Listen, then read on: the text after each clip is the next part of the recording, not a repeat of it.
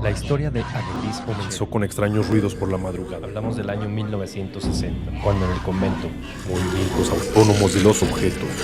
Arañazos en las ya no se paredes. profesaba el culto que le diera vida.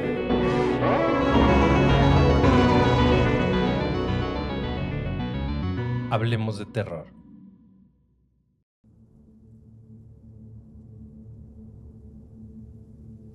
No todas las brujas se esconden.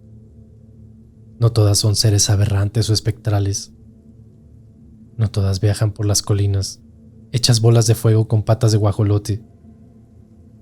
Algunas viven entre nosotros. Sí, tal cual, entre nosotros. Donde menos lo esperaríamos o llegáramos a imaginar. Muy cerca nuestro. En este mismo instante, puede que tengan una de ellas a los pies de sus casas, como una vecina más, o a unas cuantas cuadras de su pueblo o comunidad, y no tengan la menor idea. Se pueden haber cruzado con una de ellas, o transitado cientos de veces frente a su casa, sin saber qué misterios y secretos guardan en sus paredes. Esta es la historia de una de ellas. Era invierno de 1989, cuando falleció el esposo de aquella mujer, la bruja del bloque D, para nosotros, muchachos que no superábamos los 14 años por ese entonces y que crecimos reconociéndola como tal. Mamá siempre me recriminaba cuando la nombraba de esa manera. Esa mujer tiene nombre, Clementina. Llámala con respeto, la señora Clementina, decía poniendo esa cara de enfado, levantando una de sus cejas. Lo cierto es que la bruja esa, la señora Clementina, se caracterizaba por su apatía y ser bastante antisocial. Odiaba a los niños, y no había momento en que no nos recriminara por andar jugando cerca de su piso, incluso cuando nos topaba en la calle y nos observaba haciendo algún tipo de travesura, no faltaba oportunidad de regañarnos.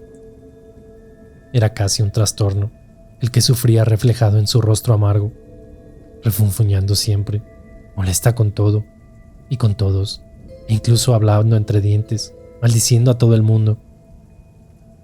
Parecía no importarle absolutamente nada ni nadie a su alrededor, a excepción de su marido, carente de sentimientos hacia todo y todos, dándole lo mismo los derechos de los demás.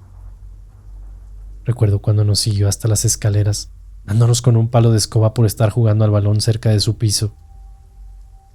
Fue ahí cuando comenzó nuestra relación de odio, a temerle y definitivamente a estigmatizarla como la bruja del barrio. Los más pequeños crecieron sabiendo de aquello, y con los años no había niño que no tuviese pavor de tan solo verla en la calle, cuando salía de compras o a sus asuntos. Joaquín vivía al final de aquel tercer piso. Tan solo un departamento lo separaba del de aquella bruja, haciendo para el grupo toda una odisea cuando íbamos por él para jugar, a tal que preferíamos llamarlo a gritos o silbidos desde abajo. Para él lo era aún más, debiendo acelerar su marcha y muchas veces correr hacia las escaleras cuando pasaba frente a su puerta, sobre todo cuando ésta permanecía abierta o salía a tomar el sol. Ella sabía de nuestro temor y del odio mutuo, y cada vez que nos sentía se paraba en el umbral o asomaba su horrible cara por la ventana para echarnos esa mirada furtiva. Nunca se le vio hijo alguno, y tal vez era la razón por qué odiaba tanto a los niños en general. No era solo a nuestro grupo. Vernos jugar felices y llenos de vitalidad parecía alimentar aquel sentimiento de rencor y odio, tal vez contra la vida misma, en una especie de envidia hacia la juventud. Mamá muchas veces concordó con ello como la razón de su comportamiento. Pero todo esto no era solo cosa de niños como pueden pensar. No eran solo chicos difamando sobre aquella mujer. También muchos de los adultos la veían con ojos extraños y la evitaban. Creían incluso en maldiciones que provenían de sus labios, y era mejor no estar en mala con ella. Los más antiguos parecían temerle tanto más. Era una sensación de que sabían cosas sobre ella, que el resto no, y así que preferían callar, atemorizados y por el bien de los suyos. La abuela de Carmen era una de ellas, y por más que intentábamos sacar la información no había caso. Solo nos pedía que nos alejáramos de esa mujer, que no la molestáramos, pues no era una buena persona. Todo lo que rodeaba a esa mujer era extraño, incluso cuando falleció su marido, que por cierto llevaba años postrado por alguna enfermedad. No hubo velorio alguno, solo el ir y venir de algunos familiares, toda gente aún más extraña sin tener idea de su proveniencia. Luego el traslado del cuerpo de aquel hombre, en un simple ataúd castaño que fue bajado por 4 hombres y con paradero desconocido. Pues tampoco nadie tiene certeza en qué cementerio ocurrió su entierro o qué destino tuvo realmente aquel cadáver. Solo escasos vecinos se arrimaron a darle el pésame y comentaron del inmenso dolor que causó la partida de su compañero de vida. Ese pobre hombre lo era todo para ella. Y ahora que lo pienso, mejor recuerdo cuando lo sentaba en su silla de ruedas por largas horas frente a su puerta para ventilarlo, como decíamos. No lo recuerdo mucho, pero en sus últimos años era un hombre huesudo, solo pellejo sobre huesos y muy pálido, con rostro enfermo, cadavérico, casi sin expresión, en donde solo sus ojos hundidos sobre sus cuencas grisáceas reflejaban el sufrimiento enorme que llevaba a cuestas por su enfermedad terminal. Siempre vestía la misma camisita a cuadros celestes y pantalón marrón, afirmado con un cinturón negro que parecía asfixiar su delgada cintura. Unas pantuflas azules sobre pies descalzos completaban su atuendo. Luego de su pérdida enloqueció, encerrándose durante meses en que no se le vio ni la nariz. Algunos pensaron incluso que había fallecido de la pena y golpearon a su puerta. Pero ahí estaba, como siempre, solo que dentro de sus 4 paredes tramando algo escalofriante, algo que jamás nadie podría llegar a imaginar. Joaquín fue el primero en descubrir aquello tan macabro. Fue esa tarde que regresaba a casa cuando lo vio. La bruja había dejado la puerta abierta, y al cruzar, vislumbró con horror cómo al fondo de la sala y sobre aquella mítica silla de ruedas, el cuerpo de un hombre yacía, reposado, oculto en la penumbra, sin tener claridad de quién diablos se trataba. Pasmado, algunos segundos quedó observando hacia el interior, cuando emergió la bruja desde las entrañas para azotarle la puerta en sus narices solo por la curiosidad. Aquel descubrimiento lo aterró en demasía, golpeando con desesperación su puerta y metiéndose directo a su habitación aterrado. No fue hasta el día siguiente que nos contó de aquella extraña situación, lo que ocurrió cuando fuimos hasta su casa, pues del espanto que le provocó tal encuentro no quería salir a la calle. No le creímos en un principio, tratando de convencerlo de que solo fue su imaginación o su sugestión, que tal vez era la propia bruja la que había visto sentada sobre aquella silla de ruedas. Sé lo que vi, era un muerto sobre aquella silla, dijo con toda seguridad y con voz quebrada. Esa tarde jugamos en su casa y su madre amablemente nos invitó a almorzar junto a Carmen y a Diego. Nos costó algo de trabajo sacarlo de aquellas ideas y que lo olvidara, pero luego nos divertimos bastante durante toda la tarde, a tal que se nos pasó la hora y estaba pronto a oscurecer. Fue al irnos, ya con la oscuridad encima, cuando descubrimos aquello de lo que Joaquín nos había advertido. El pasillo de los edificios no tenía más de 2 metros de ancho desde los apartamentos hasta las rejas que protegían de las alturas. Rejas algo peligrosas, pues no superaban el metro de altura. Hacia las escaleras había una distancia de unos 30 o 40 metros de frías baldosas de rojo purpúreo. El último apartamento, antes de bajarlas, era precisamente el de aquella mujer. Su puerta estaba abierta, lo que fuimos vislumbrando a medida que avanzábamos, pero no era lo único. Pues justo en la entrada, aquellas enormes ruedas de la silla aparecieron, junto con unos extraños pies sobresalientes que cargaban pantuflas azules. Petrificados nos detuvimos con la escena, pero se venía algo peor. Pues pronto aquellas ruedas avanzaron lentamente, rechinando por su falta de lubricación, dejando ver lo que sobre ellas se montaba. Era un cuerpo, o una figura humanoide pero tiesa, carente de articulaciones, como un muñeco tamaño real o maniquí que vestía macabramente. Luego aquella bruja se dejó ver. Era quien lo impulsaba a la silla de ruedas hasta posicionarla sobre el pasillo. Dios mío, era su esposo embalsamado o algo así pensamos, claramente influenciados por la clásica ropa con la cual vestía a su difunto esposo. Gritamos del horror, y la bruja volteó a vernos con una sonrisita burlona, como alegrándose de nuestro pavor. Nos regresamos horrorizados y tocamos la puerta llamando a la mamá de Joaquín con desesperación. Para ella fue igual de chocante aquella escena, pero luego confirmaríamos que se trataba solo de un maniquí que había vestido como su esposo. no teniendo claro hasta ese momento del porqué de tan macabra acción. Con los días se rumoreó que había perdido la cabeza, que había enloquecido completamente por su pérdida y no encontró nada mejor que suplir la ausencia con un maniquí, vistiéndolo con los mismos ropajes, colocando una peluca y pintándole los ojos y boca de forma espeluznante para parecerlo a él. Con las semanas no tuvo pudor alguno en sacar a plena luz del día el maniquí sobre la silla de ruedas, no importándole que hablaran a sus espaldas o la trataran de la bruja enloquecida. Había días enteros en que aquel muñeco inerte reposaba junto a la puerta en aquel pasillo, causando la repulsión de muchos, pero también lástima en otros. Con el tiempo se nos hizo costumbre y pronto el miedo había desaparecido de alguna forma. Sin embargo, todo cambió aquella noche, aquella maldita noche en la que volvíamos a casa más tarde de lo habitual.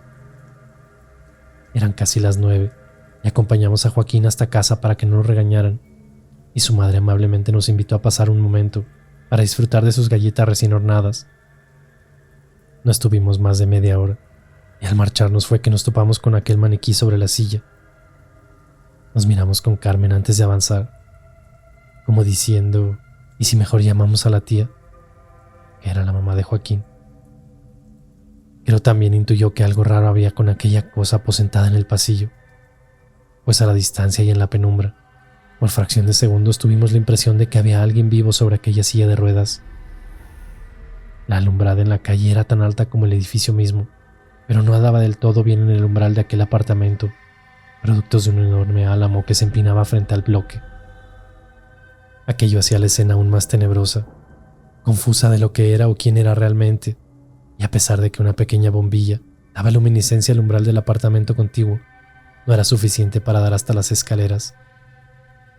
Avanzamos con Carmen, sometidos al miedo lenta y sigilosamente, pues sea lo que sea, no queríamos que la bruja se apareciera frente a nosotros, pero había altas probabilidades de aquello al notar que la puerta estaba completamente abierta. Efectivamente, era un maniquí, vestido como su difunto marido, completamente espeluznante. A medida de que nos acercábamos, se hacía aún más repulsivo y pavoroso, demorando nuestro transitar. Pronto rechinaron sus ruedas muy sutilmente. Fue como si aquella silla hubiese avanzado impulsada por el propio cuerpo sobre ella. Nos detuvimos de golpe y observamos perplejos cómo nuevamente sus ruedas giraron rechinantes, avanzando esta vez los centímetros suficientes para quedar en medio del pasillo. Ahí se detuvo, con su muñeco inerte, y aterrados avanzamos a largas zancadas para salir de ahí, esquivando aquel maldito maniquí que obstruía el paso. Carmen, con los nervios, pasó a llevar una de sus tiesas piernas, botando desde su pie derecho la pantufla que vestía. Fue un sutil golpe contra el piso de aquel liviano implemento, pero se sintió algo estruendoso y exagerado en la quietud de la noche, y creo que por la situación misma que vivíamos. Nos paramos unos segundos justo al llegar a las escaleras, como temerosos de que la bruja saliera a reprimirnos y a maldecirnos por aquello. Pero todo fue silencio y quietud. No pasó nada, le dije a Carmen en susurros, y continuamos nuestra huida. Pero alcanzamos a bajar 2 escalones cuando aquella voz mortuoria y lamentosa nos congeló la sangre de golpe y nos dejó inmóviles. Mi pantufla. Botaste mi pantufla. Fue la voz gutural y en lamentos que sonó a nuestras espaldas, como un aliento interminable y espectral. No volteamos pensando en que había sido la bruja, pero era imposible. Aquella voz era claramente la de un hombre, una voz cansada y susurrante, pero no femenina. ¡Recógela! Tengo mis pies fríos. Fue lo siguiente que llegó a nuestros oídos, y no tengo certeza si Carmen volteó a ver, pero yo sí lo hice, observando estupefacto como aquel maniquí ahora era un ser de carne y huesos, de aspecto mortuorio, que giró su cabeza y luego levantó sus brazos hacia nosotros, como intentando pararse de la silla. El crujir de la cervical y extremidades era horrible. Parecían huesos de pollos quebrándose, sobre todo cuando inclinaba su cabeza de lado a lado queriendo darle vuelta a su inerte cuerpo. Corrimos desesperados y gimiendo del pavor, casi sollozando. Trastabillé al llegar al 2º piso y rodeé algunos peldaños abajo golpeándome fuertemente la espalda. Carmen vivía en el bloque C, por lo que corrió ágilmente por el pasillo y no supe más de ella. Mi casa estaba en el edificio adyacente, debiendo cruzar toda la plaza y subir a un tercer piso. Llegué ahogado del cansancio y pálido del horror. Mi madre me preguntó que qué diablos me ocurría, mintiéndole al respecto con un dolor estomacal. El dolor de mi espalda no lo sentí hasta que estuve bajo las cobijas. Me había golpeado duro en aquella caída. Pero el dolor pasaba a un segundo plano, pues era el miedo quien dominaba mis sentidos.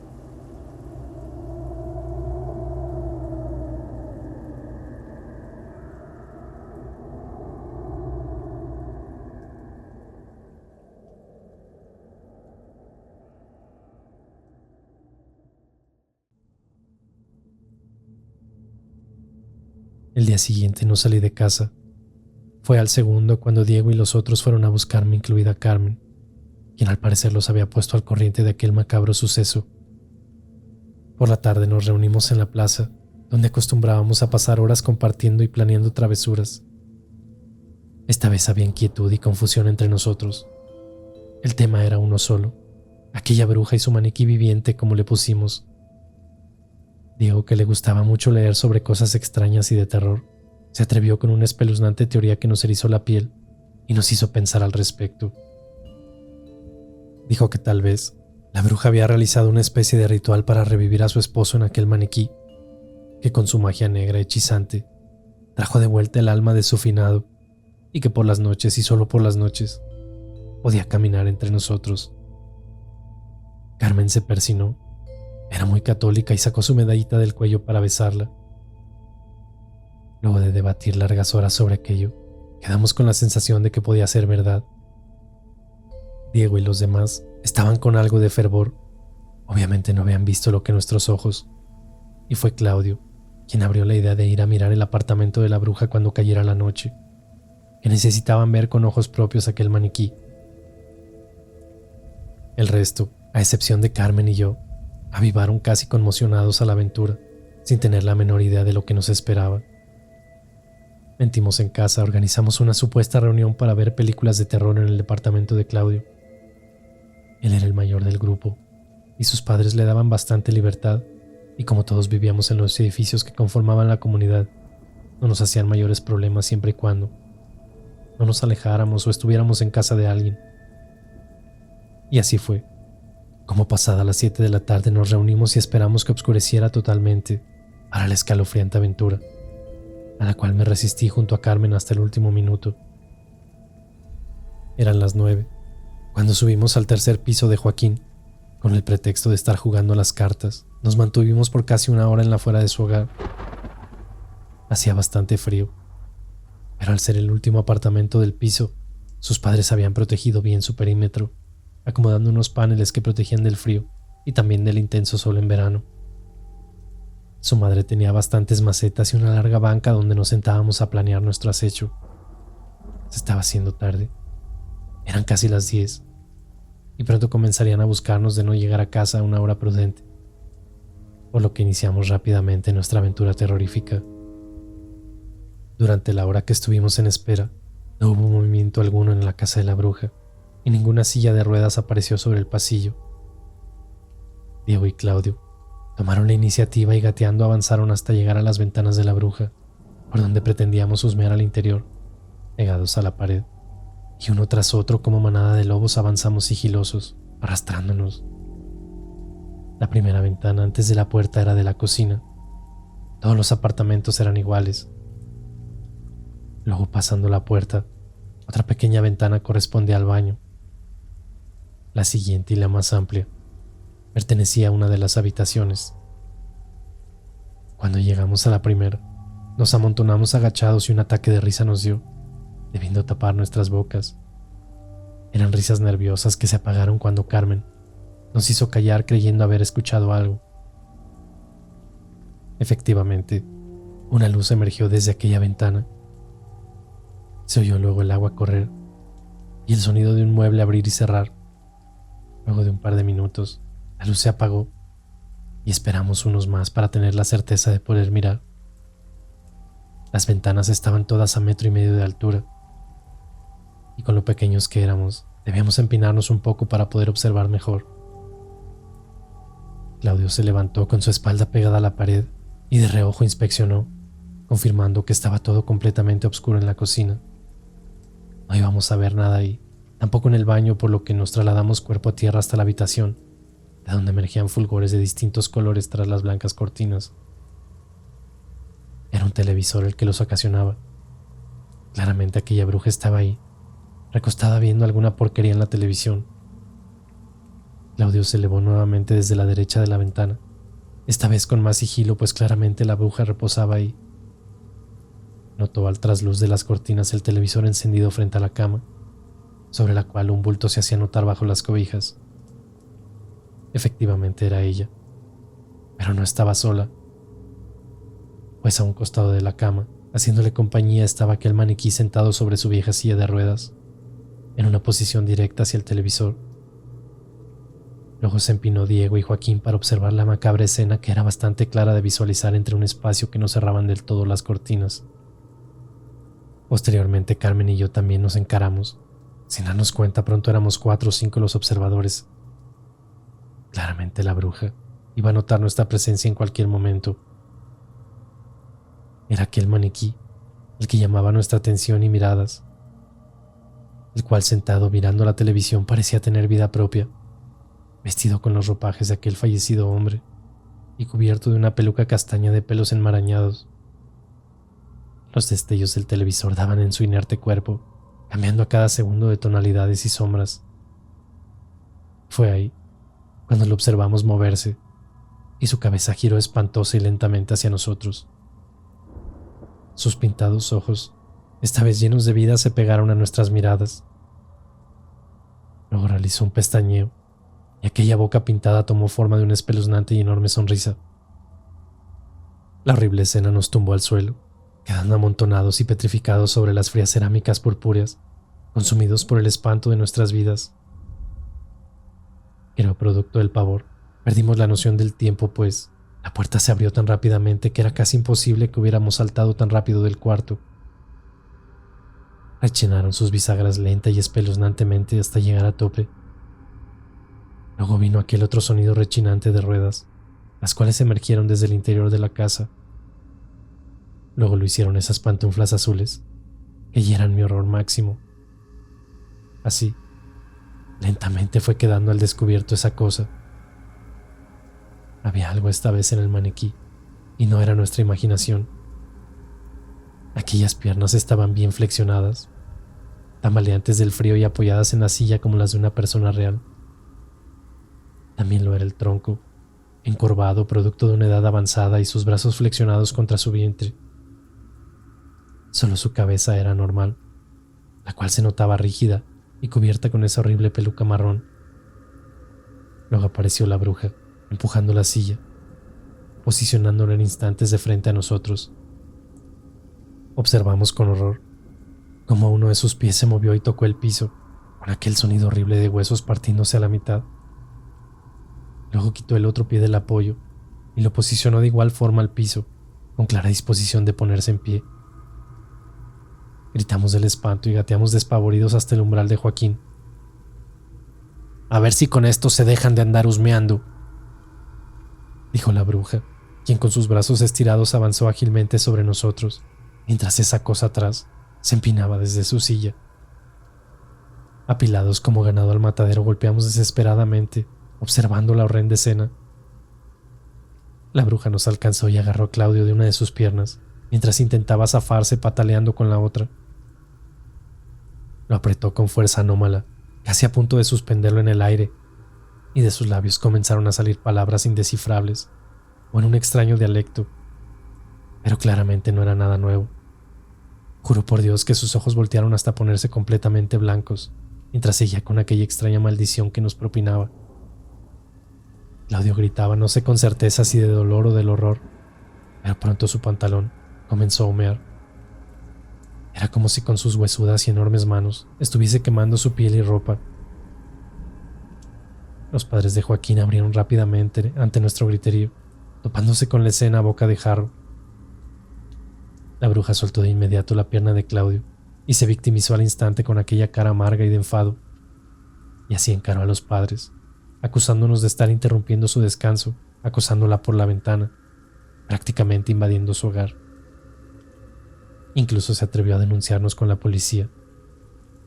La mamá de Joaquín la abordó a una distancia prudente para calmarla, prometiéndole que no volvería a pasar y que hablaría con cada uno de nuestros padres. Ella sabía de la locura de esta mujer y pensó en nosotros y con cierta psicología le calmó la situación y habló a solas con ella algunos minutos después de meternos a todos en casa. Los padres de Joaquín nos recriminaron. ¿En qué diablos estaban pensando?, nos decían, mientras silentes y cabeza agacha aceptábamos nuestras culpas. Diego intentó hablarles del maniquí viviente, pero le dio un fuerte codazo en sus costillas para callarlo. Ya no era bueno seguir con esto. De solo ver el estado de Claudio y aquellos enormes dedos rojos marcados en su pantorrilla que quemaron su piel, era la advertencia de que no debíamos seguir.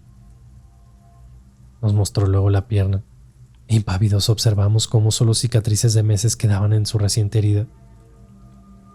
Con los días Claudio empeoró. La comezón en su pantorrilla era tal que rasgó con uñas propias bajo su piel. Su madre nos contó que por las noches decía que le quemaba como brasas, y fue cuando comenzó a quitarse la piel. Fue durante semanas al hospital por curaciones, pero aquella pierna no sanaba. Luego vino lo peor, pues las heridas a piel viva infectaron, y vino la fiebre durante casi una semana. Alucinaba por las noches, despertando completamente sudado en fiebre, pero también en horror, totalmente desquiciado, hablando de demonios negros, de fulgurantes ojos rojos que venían por él. 2 largos meses le costó recuperarse y sanar de aquella maldición, y por mucho tiempo más incluso seguía inconscientemente rascándose aquella herida. La madre de Joaquín habló al día siguiente con cada uno de nuestros padres contándoles del incidente con la bruja aquella. A todos nos llegó una reprimenda y un castigo de varios días sin salir a la calle. Al terminar seguíamos sin salir por decisión propia, por miedo, un miedo horrible hacia esa bruja y su maniquí viviente. Luego de casi 2 meses nos reencontramos, menos Claudio obviamente, pero con el tiempo tampoco nunca más se atrevió a salir a la calle. Estuvo casi medio año con tratamiento psicológico y solo lo visitábamos y jugábamos en su apartamento. No había forma en que pusiera un pie afuera de él. Ninguno de nosotros volvió a tocar el tema. Fue como un pacto de sangre que surgió naturalmente sin acuerdo previo. Si bien nunca nadie pudo tener pruebas o aseverar que aquella mujer era una malvada bruja, para nosotros sí lo es. Con el tiempo terminó siendo indicada como una loca, una anciana con sus facultades mentales perturbadas desde que falleció su esposo, desde que decidió reemplazarlo con aquel maniquí y vestirlo como tal. Con el tiempo lo he vuelto a ver, en algunas ocasiones, reposando sobre aquella silla de ruedas, tomando aire con ella, sentada a su lado. No es que haya querido mirar, porque cada que paso frente a su piso, agacho la cabeza, pero de alguna forma algo me llama y me hace de reojo mirar hacia arriba. Es una fuerte sensación de que ella me está observando a mi pasar. También él.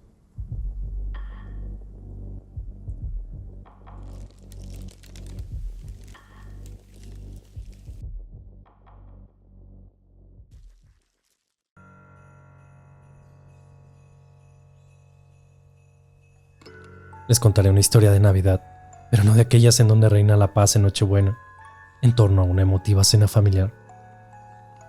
Tampoco donde la ilusión y la alegría regocija los corazones de los niños en torno a aquel símbolo verdoso y luminoso, rebosado de guirnaldas, a cuyos pies yacen multitudinarios regalos, esperando ser destrozados sus envoltorios, para con euforia descubrir los tan preciados obsequios solicitados a Santa Claus.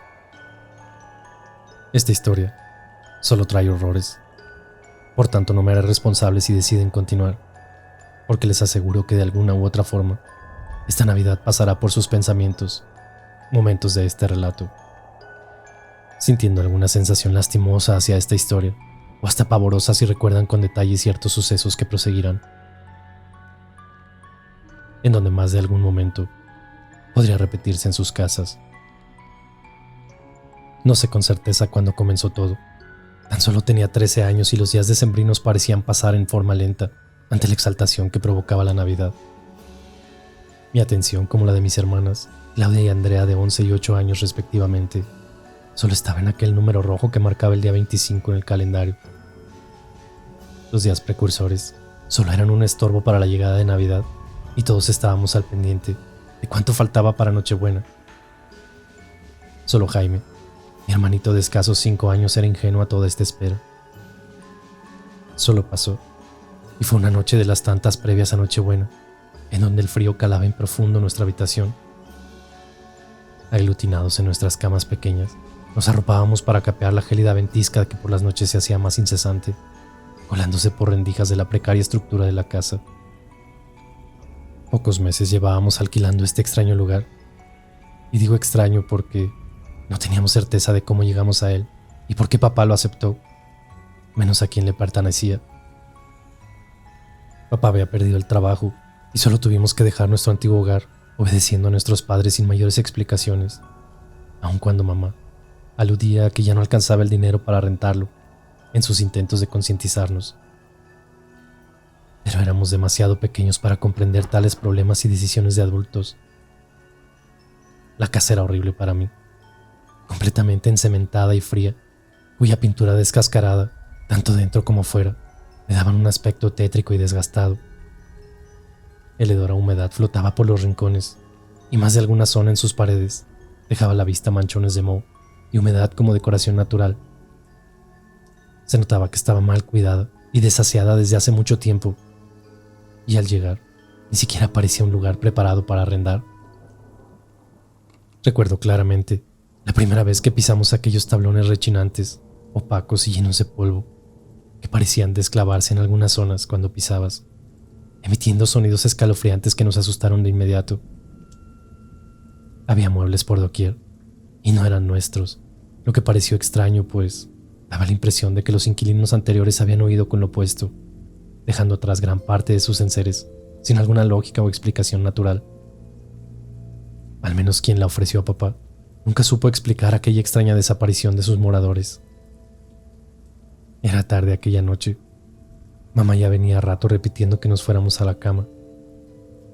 En el suelo jugábamos entretenidos con mis hermanos, armando un rompecabezas junto al árbol de Navidad, cuando de la nada cayeron 2 esferas que lo adornaban. Con escasa diferencia de segundos, cayeron y rodaron hasta nuestra posición, sin causar asombro, pues es algo que ocurre de forma corriente en las casas. Claudia de inmediato las cogió y las ubicó en su lugar. Nadie podía presagiar que aquello era el comienzo de algo horrendo y pavoroso, que no cayeron por mera casualidad, por alguna ventisca, o porque alguien hubiera rozado el árbol. Esa noche llovía, pero había cierta quietud en el aire. El viento de la tempestad parecía extraviado aquella noche, y nuestros padres disfrutaban de la televisión. No había forma alguna de que volvieran a caer, pero nuevamente cayeron. Ahora fueron 3, y no las mismas precisamente.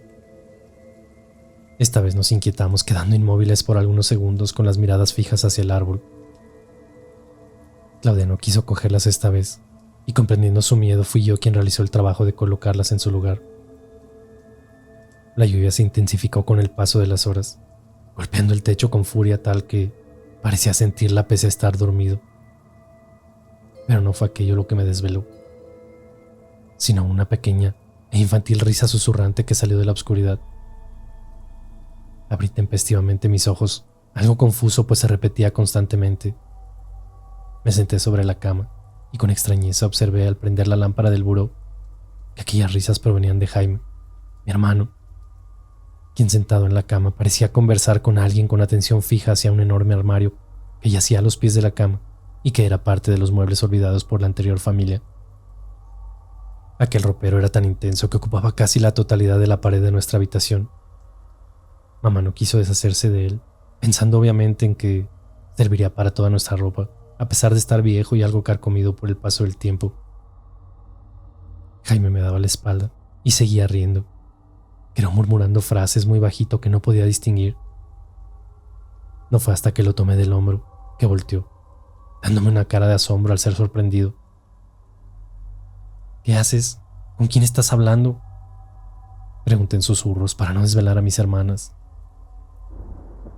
Shh, es Santa Claus y desea saber qué quiero para Navidad, dijo para luego, como si nada, meterse a la cama arropándose sin entregar mayores explicaciones. No quise darle importancia al episodio, pensando en la imaginación de mi infantil hermano, o tal vez solo estuvo soñando con la esperada Navidad. Fue la mañana siguiente, en pleno desayuno, cuando esto comenzó a asustarme e inquietarme de sobremanera. Jaime se presentó al comedor con un extraño oso de peluche, sucio y roto, a tal que trozos de esponja de su relleno salían por su trasposo cuerpo. En pijama y restregándose sus ojos somnolientos, llegó a sentarse al desayuno con aquel siniestro peluche. A nadie pareció importarle o notarlo, pues Jaime era asiduo a llevar sus juguetes a todos lados, incluso cuando lo bañaban.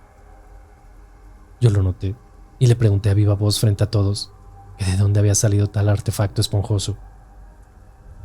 Cuando lo encaré, lo tomó y lo escondió a sus espaldas, dándome una mirada algo de furia por ponerlo al descubierto.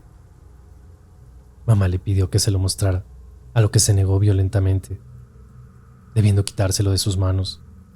Jaime cayó en un llanto casi doloroso, mientras mamá observaba detenidamente el asquiento y fétido peluche, lleno de suciedad e incluso maloliente, pues, al llevarlo a sus narices, su rostro de repugnancia se notó al instante. Esta vez mamá lo encaró preguntándole sobre su origen, y el llanto aumentó sus decibeles. Solo cuando vio que mamá iba a tirarlo a la basura, fue que lo escuchamos y obtuvimos respuestas. «Es mío. No lo botes, por favor, me lo dio Santa Claus». Mamá detuvo su acción, preguntándole cuándo y dónde se lo había dado. Ahí confesó aquello que mi mente venía asociando minutos antes con aquel extraño episodio de anoche. Aquel tétrico y repugnante juguete había salido del armario, donde según Jaime Santa Claus había salido para dárselo. Mis padres esbozaron una sonrisa ante tal infantil confesión, creyendo a todas luces que lo había encontrado en algún lugar de la casa o del mismo armario, prometiendo darle un baño para sacar su fetidez y devolvérselo a sus manos. Jaime quedó tranquilo, sin embargo, me miraba con aquellos ojos enrabiados. Ya por la noche, pequeños golpecitos y ruidos indescriptibles provenientes de la sala principal llamaron mi atención, mientras leía algunos cómics. Mis hermanos dormían profusamente y mis padres parecían descansar tranquilamente viendo la televisión, la cual se sentía levemente desde el cuarto contiguo. Con algo más de atención, seguía escuchando aquellos ruidos leves que eran como objetos que caían abruptamente al piso. Me levanté de curiosidad y me dirigí descalzo y sigiloso a ver de dónde provenían. Salí de la habitación con un poco de miedo en el cuerpo, avanzando lentamente, pero no evitando el rechinar de las tablas. Casi llegando al salón, otro objeto cayó al piso. Esta vez sabía su origen y qué era, confirmando aquello al encender la luz principal. Era una esfera navideña que rodó hasta mis pies, pero no era la única. Con asombro observé el piso, regado de una decena de esferas y adornos navideños caídos. Pasmado por el curioso incidente, recogí la bola a mis pies y seguí con el resto. Pero cuando me disponía a dejarlos sobre la mesa pensando en mañana temprano colocarlos nuevamente, horrorizado, observé cómo caía otro de ellos. Me aterré esta vez, pues me pareció que una mano de entre sus ramas la había lanzado. Gélido ante la pavorosa visión, quedé frente al árbol, el cual parecía tener vida propia, pues en instantes sus ramas comenzaron a moverse, como si algo o alguien la sacudiera. Restregué mis ojos y luego miré hacia la ventana pensando en que el viento como causante de aquello, pero todo estaba cerrado. Pronto volvió la calma. Solo un leve vaivén de sus adornos daba cuenta de lo que había ocurrido. La tenue luz no daba del todo en las esquinas de la casa, justo donde estaba nuestro árbol, dándole un aspecto sombrío, sobre todo en su parte trasera. No quité la vista sobre él. Tenía una extraña sensación y fue así como lo descubrí. Ahí estaba, camuflado entre sus alargadas ramificaciones, una sombra pavorosa y humanoide, poseedora de ojos tan rojos como brasas ardientes. Asomó su cabeza por fracción de segundos para dejar ver su amorfa e inhumana figura, retrocediendo al instante del impacto, apretando fuertemente los ojos esperando que solo haya sido mi imaginación. Cuando los abrí, ya no estaba, esperando unos minutos antes de acercarme con horror a revisar su estructura. Luego rápidamente enchufé sus luces, algo confundido y dudoso de lo que mis ojos habían vislumbrado. No conté por la mañana lo sucedido a mis padres, y menos a mis hermanos. Pero la noche siguiente se estuvieron cargadas de aquellos ruidos extraños que me impedían dormir con tranquilidad. Tenía la sensación constante de que alguien nos observaba mientras dormíamos. En más de una oportunidad, despertaba exaltado y angustiado observando por todo el cuerpo. Luego vinieron los hedores pestilentes nocturnos que aparecían y se iban de la nada, y pronto mis padres comenzaron también a percibirlos. Papá intentó buscar sus orígenes en más de una ocasión, pero parecían venir de todos lados. Por otra parte, no había mañana en que no encontráramos adornos en el piso tumbados, pese a que mamá intentaba aferrarlos a las ramas. Jaime, por su parte, no soltaba aquel oso de peluche y seguía hablando solo frente al armario, afirmando que era santa. Mamá le bajaba el perfil, diciendo que era su amigo imaginario. A nadie le importó mucho, pero tuvo que ser Andrea la que tuviera que experimentar un horrible momento para que mis padres comenzaran a entender que algo extraño estaba en esta casa. Faltaban 2 días para Nochebuena, y aún recuerdo el horroroso grito de Andrea a medianoche. El armario tenía sus enormes puertas abiertas de par, mientras mi hermana no paraba de gritar, sin hacerse entender de qué diablos ocurría. Miré la cama de Jaime, y no se encontraba en ella, solo aquel peluche yacía recostado, causando la desesperación inmediata en todos. Nuestros padres entraron en cosa de segundos a ver qué ocurría, y el caos fue total. No había cómo calmar ni hacer hablar a Andrea, quien parecía tener una crisis de pánico, con su semblante pálido y con ojos cargados de miedo. Parecía ahogarse o faltarle el aire. Jaime no aparecía por ninguna parte, y el pánico nos invadió. Andrea, dentro de su estado, logró mover sus extremidades apuntando directamente hacia el armario. Aquella señal fue clara, dirigiendo nuestra búsqueda dentro de aquel mastodonte de madera, cuyo interior, lleno de ropas y cajas, parecía tener una oscuridad antinatural. Allí estaba Jaime, dormido al fondo del ropero, donde la luz de la habitación casi no daba. En posición fetal yacía aturdido, y papá lo jaló de un pie para sacarlo. Despertó confundido, sin noción de cómo se metió a aquel lugar. Al parecer no había sido por voluntad propia, pues estaba bastante asustado.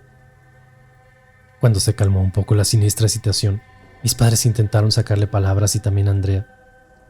Fue ella quien habló, o al menos hizo el intento con sus manos aún temblorosas y su mandíbula que castañaba del horror. Algo había presenciado. Sus ojos seguían llenos de miedo y fijos en aquel armario. Sentada en la cama con sus músculos rígidos del pavor, relató que algo había salido del armario y se había llevado a Jaime. Venía de regreso del baño, cuando somnolienta vio en la oscuridad a Jaime parado frente al mueble. Intentó en susurros llamar su atención, cuando de pronto se abrieron lentamente las puertas del armario y algo salió de ahí jalando con fuerzas a Jaime. Mientras nos contaba, pareció recordar aquel momento comenzando a agitarse y a temblar todo su cuerpo. No sabía describir qué era aquello que vio, y metió a nuestro hermano ahí dentro. Hablaba de una sombra negra y de aspecto humano, pero debió ser grotesco para dejar a mi hermana en tal estado. Cuando yo desperté con sus gritos, no alcancé a ver nada, pero cuando comenzó a decir que tenía ojos rojos, fui yo el que comenzó a temblar. Sentí un escalofrío al instante que recorrió mi cuerpo y tragué saliva. Tal vez era el mismo ser que había escondido tras del árbol navideño. Unas marcas feas, como quemaduras, tenía Jaime en sus piernecitas. Comenzó a sollozar, pues decía que le ardían, y mis padres quedaron asombrados y preocupados, más aún cuando les conté mi experiencia, que también había visto algo similar, dando credibilidad a mi hermana. Encendimos todas las luces de la casa y buscamos en cada rincón con ciertas dudas de lo que realmente buscábamos. No había nada inusual, salvo aquel hedor tenue pero putrefacto que reinaba por las noches en la casa. Jaime durmió con nuestros padres y a la mañana siguiente aquel oso de peluche apareció extrañamente junto al árbol. Jaime despertó temprano y lo primero que hizo fue comenzar a buscarlo por las habitaciones, cayendo en llanto al no encontrarlo. Buscamos por todo el cuarto, pero fue cuando nos sentamos a la mesa del desayuno que apareció escondido tras sus ramas. Fue mamá quien lo divisó. ¿Cómo rayos llegó hasta aquel lugar? Todo se estaba poniendo muy siniestro y la idea de esta casa teniendo fantasmas se había plantado. Intentamos no darle importancia, pues estábamos cerca de Navidad. Sin embargo, la siguiente noche aquel fantasma se hacía notar con mayor fuerza. En momentos las luces navideñas se prendían solas durante el día y por la noche se apagaban de la nada por algunos segundos.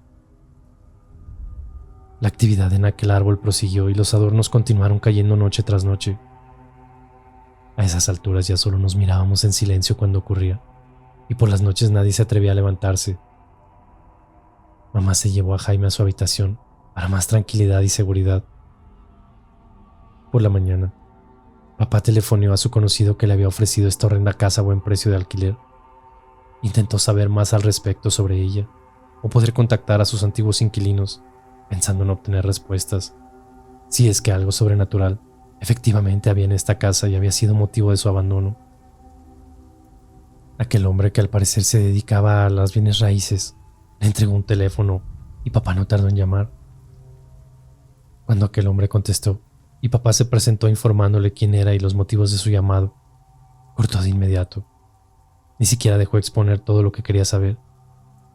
Solo cortó, no sin antes decirle con una voz casi de molestia o enfado: váyanse de ahí cuanto antes.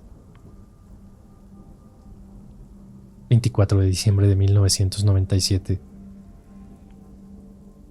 Cuando papá abrió la puerta, aquel hombre empapado por la torrencial lluvia quedó silente por algunos segundos. Giró su cabeza en un intento de mirar hacia dentro de la casa, con su rostro mojado al igual que su ropa. Parecía estar entumido y haber caminado kilómetros bajo la intensa lluvia para llegar hasta acá. Con sus brazos entrelazados al pecho intentaba mantener su temperatura corporal y luego habló con voz temblorosa.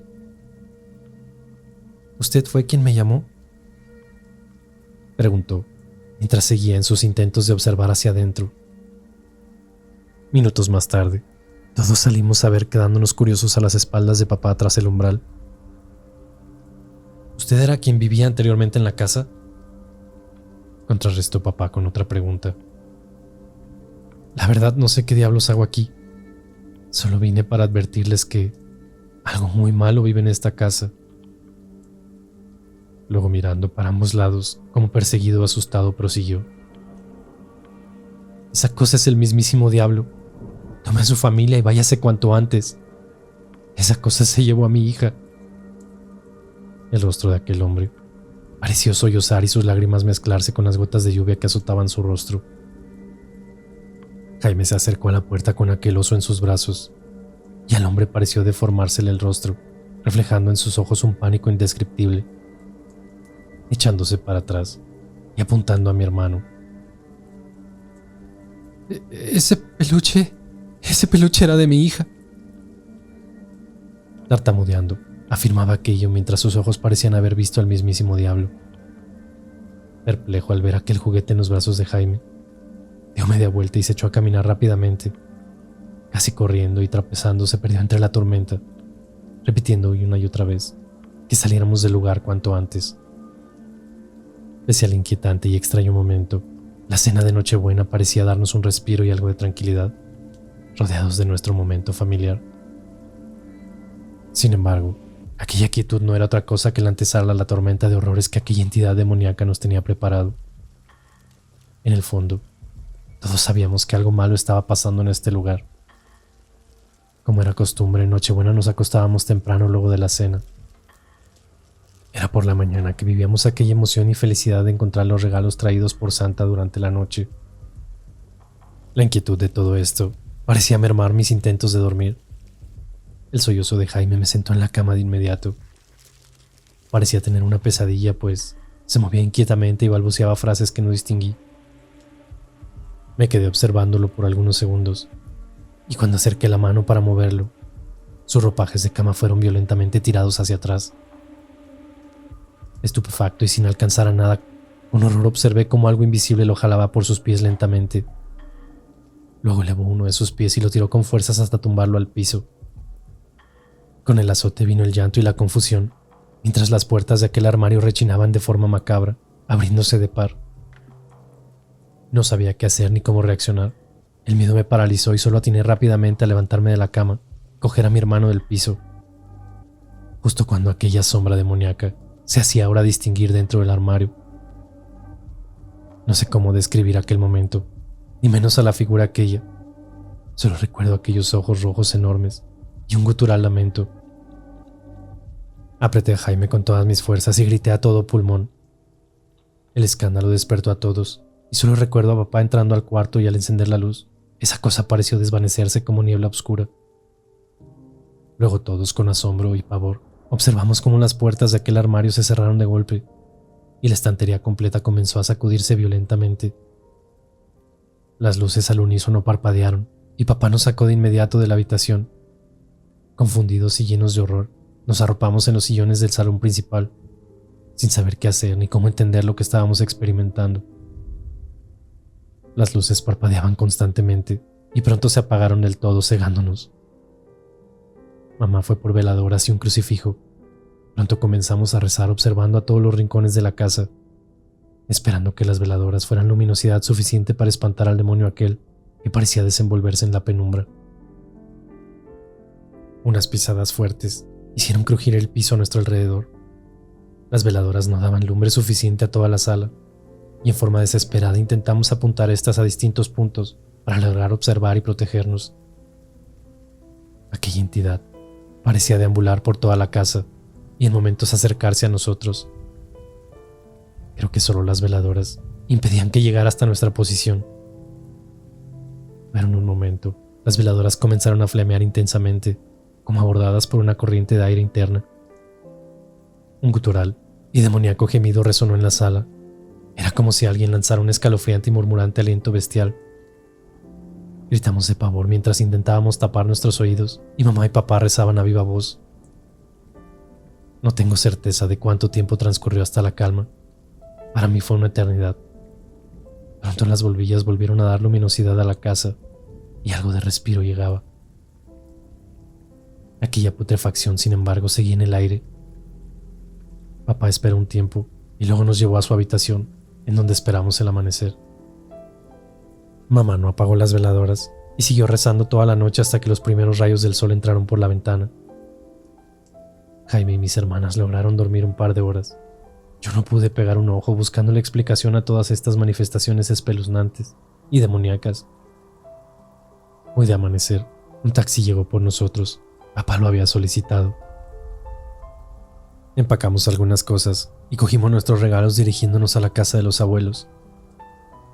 Papá se quedó en la casa para preparar nuestra inmediata mudanza donde ellos, a quienes mamá también muy de amanecida telefonió, para ponerlos al corriente de las horrendas cosas que sucedían en esta casa, abriéndonos sus puertas mientras buscábamos otra vivienda. Con los meses, papá buscó más información sobre aquella casa. Fue ahí cuando supo que la familia de aquel extraño hombre había perdido a su hija de tan solo 6 años.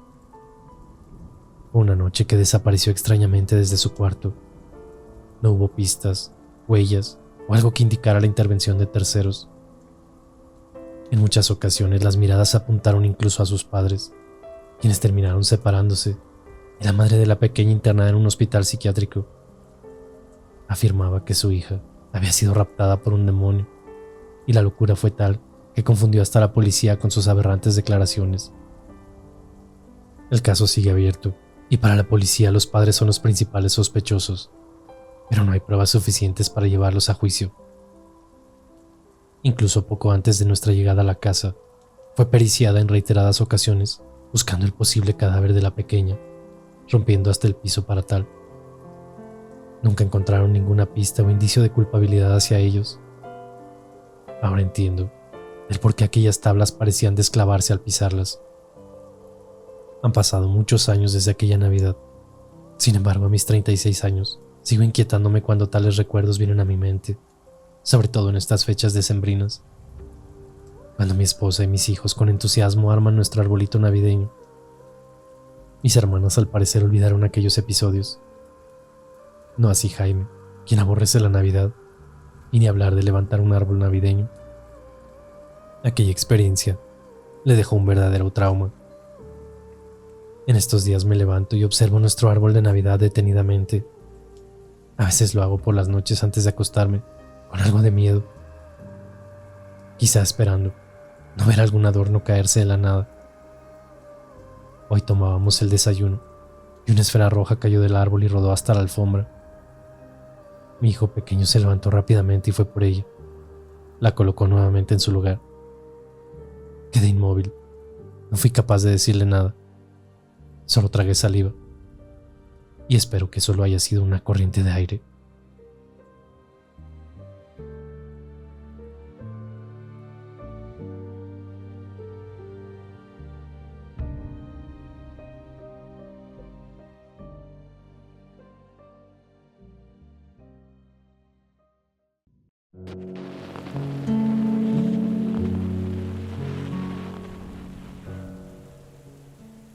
En 1666 estalló en Francia una extraña guerra, sin ejércitos, pero con soldados, sin batallas, pero con muertos, sin generales, pero con una gran estrategia. Ni siquiera estaba claro quiénes eran los contendientes. Pero lo cierto es que había unos poderosos intereses económicos en juego. Y el episodio puede considerarse uno de los primeros conflictos por espionaje industrial de Europa. El desencadenante de la crisis fue un artículo de lujo que se había puesto de moda entre la alta sociedad europea de la época: los espejos. Los espejos se convirtieron en una atracción por sí misma, un símbolo de estatus para las familias más pudientes. En el siglo XVII empezaron a utilizarse también como elemento decorativo, para cubrir las paredes de los palacios y crear efectos reflectantes. Durante el Porfiriato, debido al gran interés del propio Porfirio Díaz y del gobierno mexicano por la cultura francesa y todo lo proveniente de Francia, se propició una llegada importante de nacionales franceses que decidieron establecerse en el Bajío, San Luis Potosí y Veracruz. También en los llanos de Jalisco, Sinaloa, Aguascalientes, Zacatecas y Tamaulipas. Algunos de los que llegaron traían con ellos pertenencias de gran valor, sobre todo aquellos adinerados que deseaban conocer el país con todas las comodidades posibles. Algunos de ellos se asentaron en el país y decidieron comerciar con bienes codiciados por la clase alta mexicana. En la Ciudad de México, Max Guillot decidió abrir una mueblería donde comerciaba infinidad de elegantes muebles. Y entre ellos, en un embarque que llegó desde los Aqueos a un castillo francés, venía un espejo. No era cualquier espejo. Este espejo resaltaba entre todos los objetos de la mueblería, con marcos chapados en oro, y su exuberante tamaño. El espejo era la pieza más codiciada de su mueblería. El problema es que, aunque muchos lo querían, pocos podían costearlo. Max, siempre que algún cliente le preguntaba por el espejo, contaba que ese espejo había estado con el mismísimo Napoleón Bonaparte, en uno de sus castillos de descanso. Probablemente era una mentira. Pero lo que el astuto vendedor nunca contaba era la sangrienta historia que envolvía la llegada del espejo a México. Cuando el espejo llegó hasta su tienda, en la Ciudad de México, venía acompañado de una documentación muy particular. En la esquina inferior, al reverso, venía un pequeño papel doblado y pegado con una carta y con instrucciones precisas.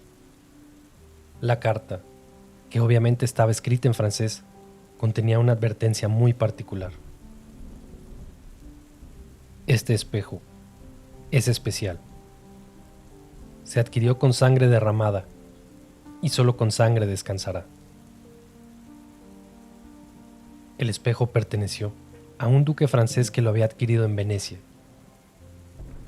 Cuando el espejo llegó a su castillo, el duque se sintió estafado por el vendedor, quien quería cobrarle una burrada de dinero por el traslado. «Este espejo es como mi hijo», decía el vendedor. «El tiempo que le he dedicado merece ser pagado». Después de una acalorada discusión, y al no llegar a un acuerdo, el vendedor le dijo que se llevaría su espejo de vuelta, causando la molestia del noble, quien sin pensarlo, decidió enterrar su espada en el vendedor, quien arrastrándose, llegó al espejo para embarrar su sangre sobre él. No sin antes, al parecer, lanzar una maldición sobre el espejo. «Muoio ai piedi di mio figlio, e solo con la morte di tuo figlio il debito sarà saldato». «Muero ante los pies de mi hijo, y solo con la muerte de tu hijo, la deuda será saldada». El duque, quien obviamente no creía en las maldiciones, obvió la advertencia del vendedor y colocó el gran espejo en el ostentoso comedor de su morada. Pasó el tiempo y con ello la llegada del primogénito varón del duque ocupó su mente. Su mujer dio a luz a su primer hijo, que era cuidado la mayor parte del tiempo por su madre y las nanas. Después, ante los reclamos de su mujer, el duque comenzó a pasar la mayor parte del tiempo con su hijo. Eran inseparables. Cuando el niño cumplió 6 años, se paseaba jugando por toda la propiedad, pero cada que pasaba por el espejo, salía corriendo despavorido, alegando que un señor estaba dentro del espejo. El duque no hizo caso de lo que el niño decía, y obviamente nunca recordó la maldición de aquel vendedor al que asesinó para hacerse del espejo, hasta que una noche, cuando él caminaba hacia su recámara, claramente al pasar por el espejo, miró de reojo y vio una persona en él. Era aquel vendedor. Estaba seguro. La misma vestimenta negra y el peculiar sombrero bastaron para que temblara de miedo. Solo lo vio por un instante, pero inmediatamente recordó la maldición.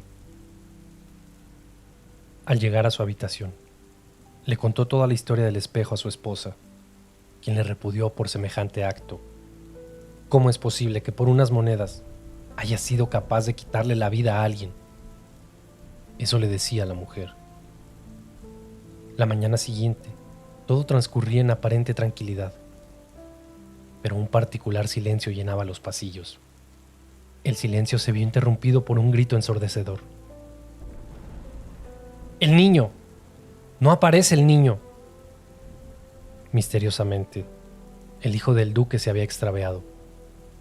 Lo buscaron por días, pero nunca apareció. En ese momento, aquella maldición retumbaba en los oídos del duque. Nadie podía explicar la misteriosa desaparición. Agotando todas las posibilidades, la familia decidió recurrir a un espiritista, quien al enterarse de toda la historia, sugirió realizar una sesión enfrente del espejo. En una mesa redonda encendieron velas y la sesión comenzó. Después de un rato y de la incredulidad del duque y su esposa, comenzaron a sentirse estafados hasta que de pronto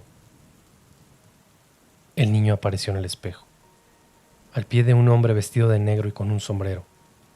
En la cara del hombre, una siniestra sonrisa se dibujaba. Efectivamente, era aquel vendedor asesinado. No había nada que hacer. El niño estaba muerto. Esto llevó a la depresión de los padres, y ni una semana después, la mujer del duque se quitó la vida frente al espejo. Mientras agonizaba, con su propia sangre escribió en el espejo: «Me voy con mi hijo». Al ver la escena, el duque perdió la cabeza y quiso destruir el espejo, pero no podía. De una u otra manera su familia estaba atrapada dentro de él. Escribió en un papel una nota que decía: «Este espejo es especial. Se adquirió con sangre derramada y solo con sangre descansará».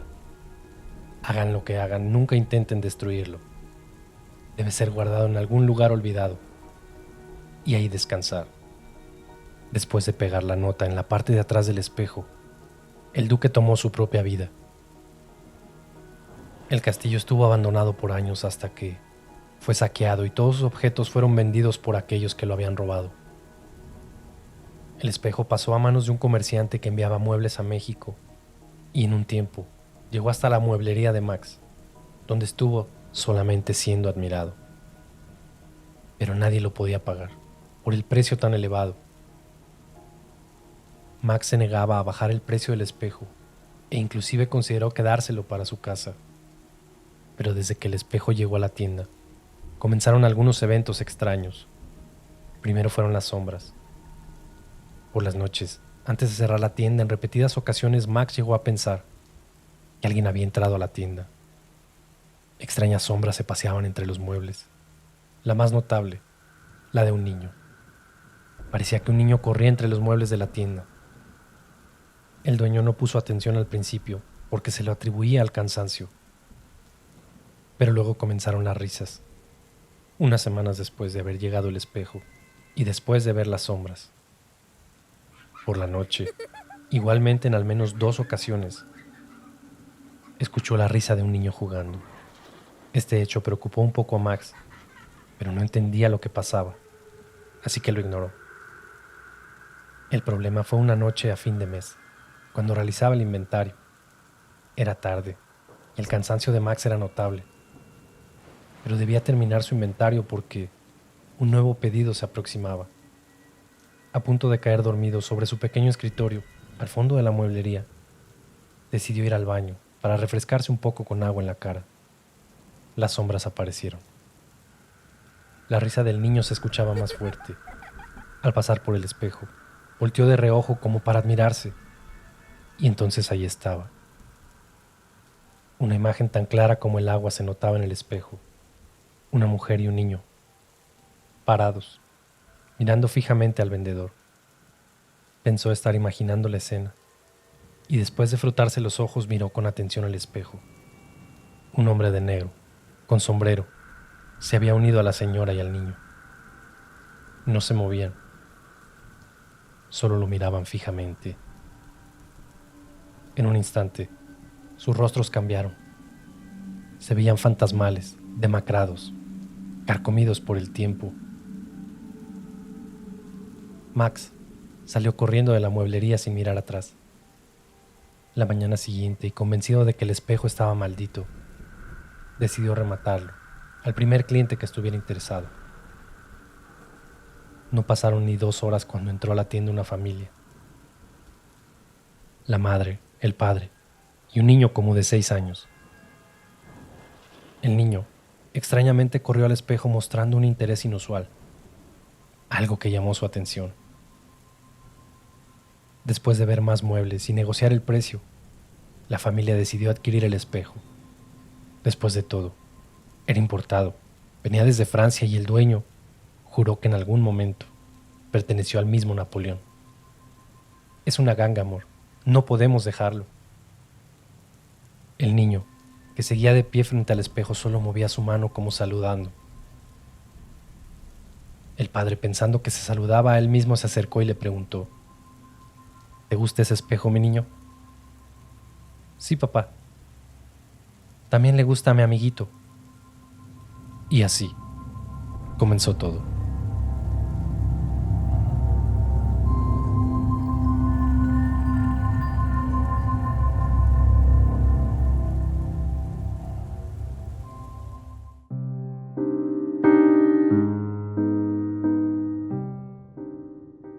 Hola, les quiero compartir mi historia. Verán, muchas veces había escuchado que los espejos podrían ser portales o que guardaban el alma de las personas. ¿Y cuántas cosas se imaginan de los espejos?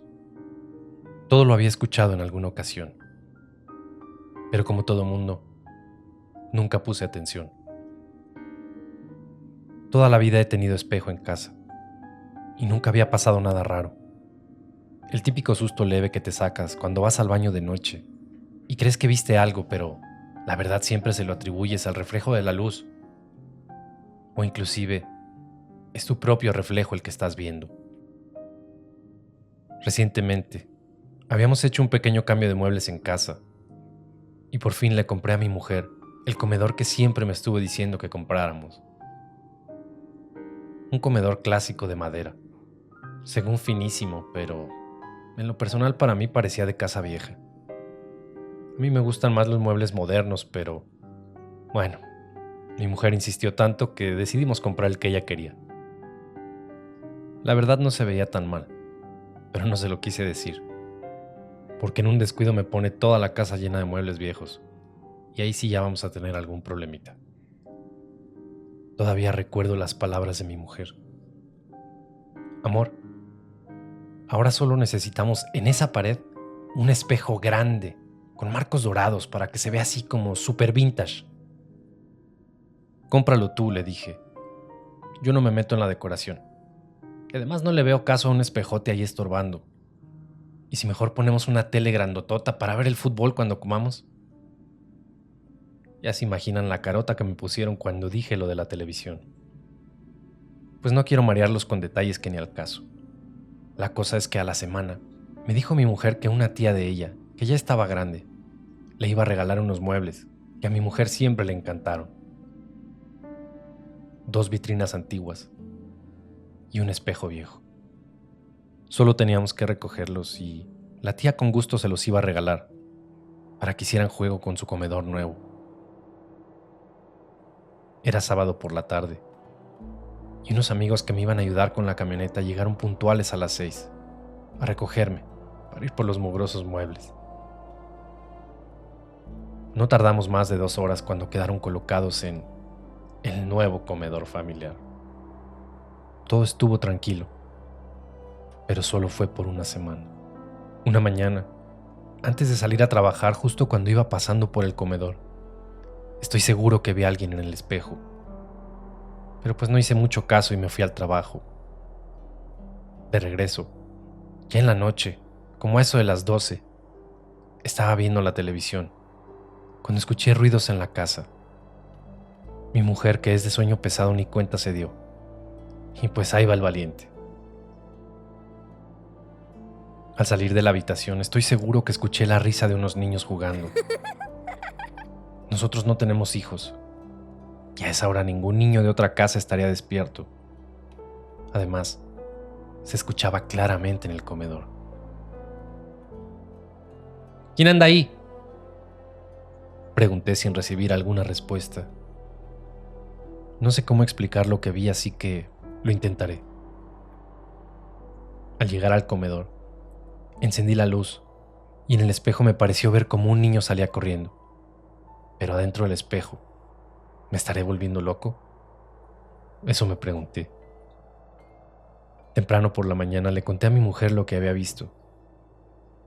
Y lejos de tranquilizarme con algún comentario como «No pasa nada, seguro estabas adormilado», ella se encargó de meterme ideas a la cabeza que me dejaron inquieto. Uy, amor, es que los espejos atrapan almas y son portales al más allá. A lo mejor tenemos fantasmas atrapados en el nuestro, pero mira el lado bueno, en una de esas cobramos para que la gente venga a verlos. No me considero alguien miedoso, pero lo que comenzó a suceder las siguientes noches creo que a muchos podría asustarles, aunque sea un poco. Bueno, pues esa noche de nuevo, pasadas las 12, escuché ruidos extraños en casa. No quise sugestionarme con lo que me había dicho mi esposa, así que salí según yo súper valiente a ver qué pasaba. Bajé las escaleras y caminé por el oscuro pasillo que llevaba hasta el comedor. Casi al llegar noté algo de luz. Era muy poca y tenue, pero en cuanto llegué, mis ojos no daban crédito a lo que vi. En el espejo se veía el reflejo de una mesa, pero no era la nuestra. Esta era una mesa redonda y mucho más antigua. En el centro de la mesa estaban unas velas encendidas. Había una silla. Allí estaba sentada una mujer como con un velo negro sobre su cara. Parecía que estaba llorando. Y justo detrás de ella se veía un niño parado. Todo sucedió en cuestión de segundos. Llegué al comedor, vi la escena en el espejo y en eso solo vi cómo el niño me volteó a ver. Salí corriendo como si mi vida dependiera de ello. La verdad iba muy asustado. ¡Amor! ¡Amor, despierta! ¡Amor, despiértate! ¿Qué pasó? ¿Qué traes? Es tarde, no deslata. El espejo, amor, el espejo. No manches, vi cosas en el espejo. No seas miedoso y ridículo. Eso te pasa por ver tanta televisión. Ya déjame dormir. La mañana siguiente, en cuanto mi mujer despertó, le conté lo que vi en el espejo. Pero igual no me creyó nada.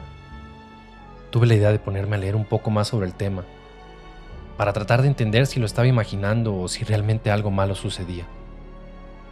Recuerdo que era viernes, y por la noche tendríamos una cena con amigos en la casa, para estrenar el dichoso comedor. ¿Ya les contó Ricardo sus aventuras con el espejo?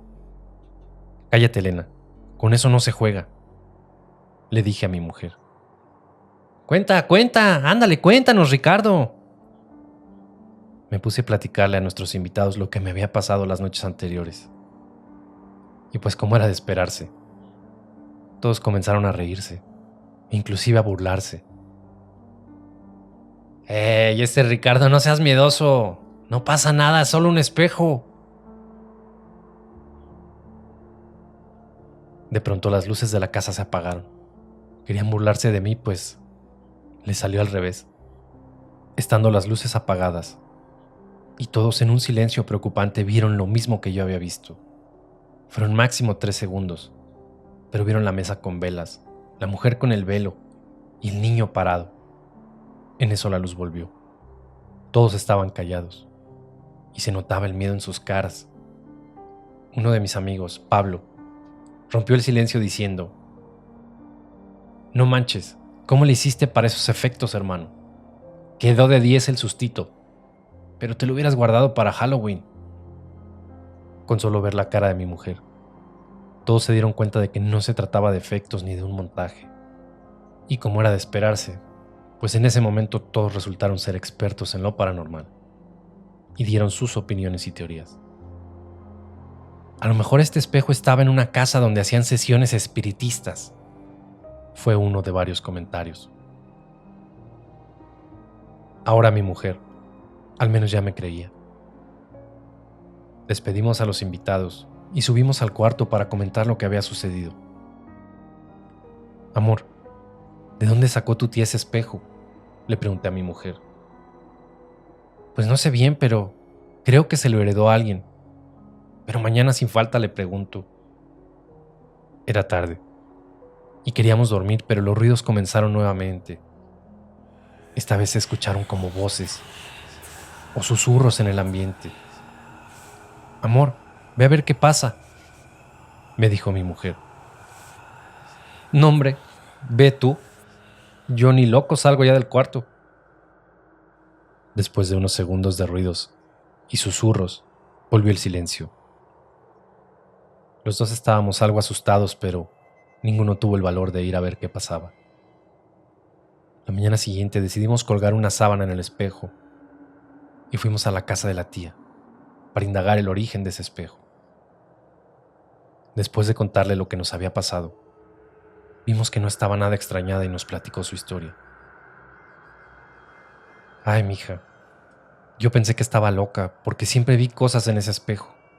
Nunca me hicieron nada, pero a veces amanecían los floreros rotos o algún plato tirado. Tía, ¿y por qué nunca dijo nada? Pues yo pensé que eran locuras mías. ¿Qué me iba a imaginar que sí eran de verdad? Mira, ese espejo estaba en casa de mi abuela y a ella se lo dio su mamá. Ya está viejito el espejo, no te creas. Pero ¿sabe qué cosas haría esa señora que a lo mejor, pues por eso se ve raro? La historia de la tía no era muy convincente. Se notaba que ella sabía algo más, pero no quería decirlo. No se me ocurrió otra cosa más que decirle: No se preocupe, señora, no pasa nada. Solo que ya lo platicamos aquí con Elena y pues al rato le vamos a traer el espejo de vuelta. No, no lo traigan aquí, ya no, nos contestó.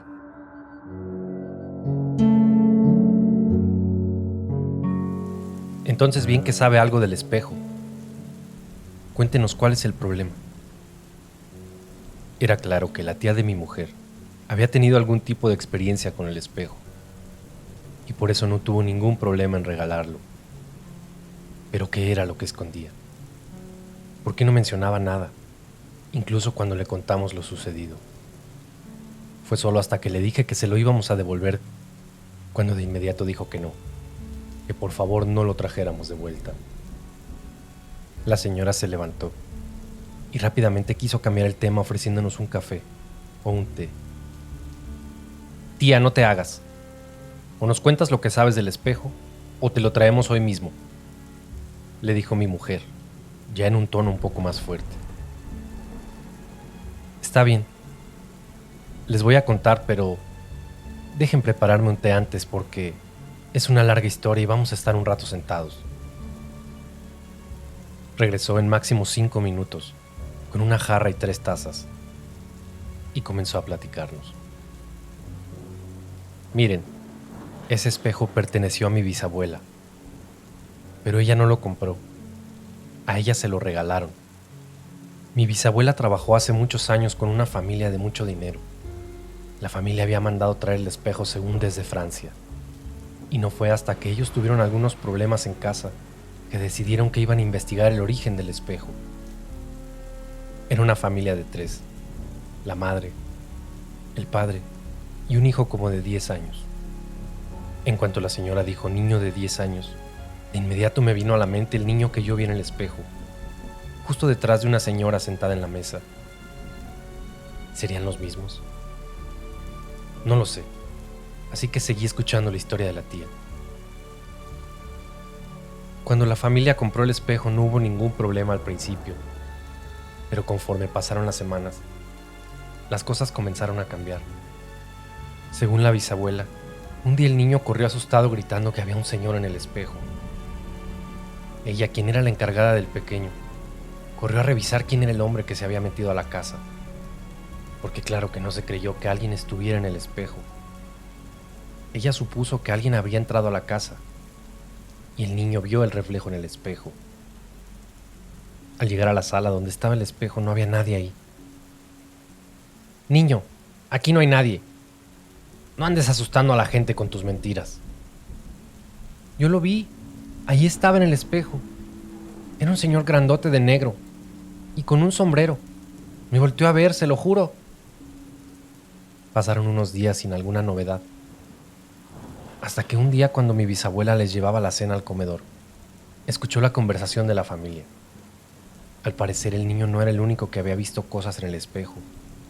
La señora estaba contándole a su esposo que ella también vio algo. Amor, el otro día estaba tomando un té en la sala y sentí como si alguien me estuviera observando. Giré la mirada hacia el espejo y vi una persona parada frente a una mesa, pero no era nuestra mesa. Solo fue un pequeño instante, pero noté unas velas encendidas en la mesa. Estaba muy cansada y pensé que lo había imaginado, pero si mi niño dice que vio algo, no creo que sea una coincidencia. Ay, mujer, ya no saben qué inventar tú y el niño. Mira, la siguiente semana me voy a quedar en la casa unos días y van a ver que no es nada. En ese momento mi bisabuela no dijo nada porque ella no había notado nada raro, aparte de lo del niño. Pero las cosas cambiaron la mañana siguiente. Niño, ¿qué hiciste?, gritó la bisabuela. Cuando ella entró a la sala notó que el espejo estaba todo manchado. Tenía manos por todos lados, como si alguien hubiera pasado sus manos por todo el espejo, dejándolo manchado. Lo que no había notado al principio es que las manos eran mucho más grandes que las de un niño. La señora de la casa llegó a la sala preguntando que de qué se trataba el alboroto. Mire, señora, parece que alguien manoseó todo el espejo. Pero esas son manos grandes, no pueden ser de mi hijo. Señora, ¿está segura que nadie más entró a la casa? Se lo juro, patrona, solo estoy yo. Y ni modo que yo me ponga a ensuciar para luego limpiar. ¿Sabe qué? No lo limpie. Déjelo así para que mi marido lo vea y nos crea que algo está muy raro con ese espejo. Más tarde, cuando el señor regresó a la casa, su mujer, el niño y mi bisabuela lo esperaban al pie del espejo para mostrarle lo que había pasado. ¿Tenemos fiesta o qué hacen ahí? Mira el espejo, por favor. Mira todas las manos que tiene. ¿Y quién lo embarró? ¿O para qué lo manosearon? No, señor. En la mañana sí lo encontré. Y la señora me dijo que no lo limpiara para que usted pudiera verlo. Ay. Mañana temprano voy a la mueblería, ahí donde lo compramos. Y les pregunto que de dónde lo sacaron. Ya les digo que según ustedes está poseído, ya para que me dejen en paz. Yo no quiero ya ese espejo en esta casa. Por favor, regrésalo, o se lo regalamos a alguien más. Es más, doña Lucy, lléveselo a su casa y véndalo, o regálelo. Es de usted. En esta casa ya no estará más tiempo. Fue lo que le dijo la señora a mi bisabuela. Esa noche, el señor trabajaba en su estudio hasta tarde, cuando escuchó ruidos en la sala, susurros más que nada.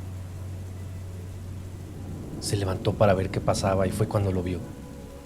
Un señor en el espejo parecía hablarle. El hombre se quedó parado frente al espejo, como si realmente alguien le estuviera hablando. Era ya muy noche cuando el señor entró tranquilamente caminando a su estudio, de donde tomó un abrecartas filoso, en forma de navaja. Subió la escalera lentamente y sin hacer ningún ruido, entró a la habitación de su hijo.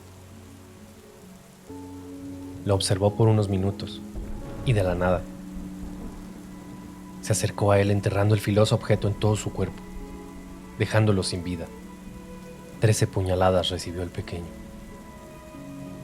El señor avanzó por el largo pasillo para entrar a su habitación, donde su esposa dormía profundamente.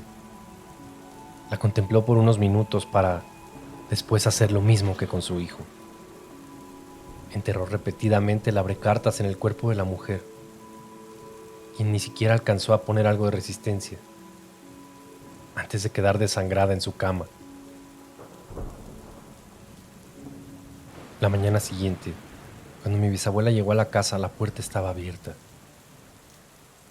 Entró para encontrarse en la sala con el padre de la familia. Estaba parado frente al espejo, vistiendo un elegante traje negro y un sombrero. «Buenos días, señor», le dijo mi bisabuela. El hombre no contestó, ni se movió. Por lo que me contaron, la señora se fue a la cocina para preparar el desayuno, y cuando salió para preguntarle al señor si él quería algo, el señor ya no estaba ahí. Extrañada por el silencio de la casa, comenzó a llamar a la patrona y al niño, pero ninguno contestaba.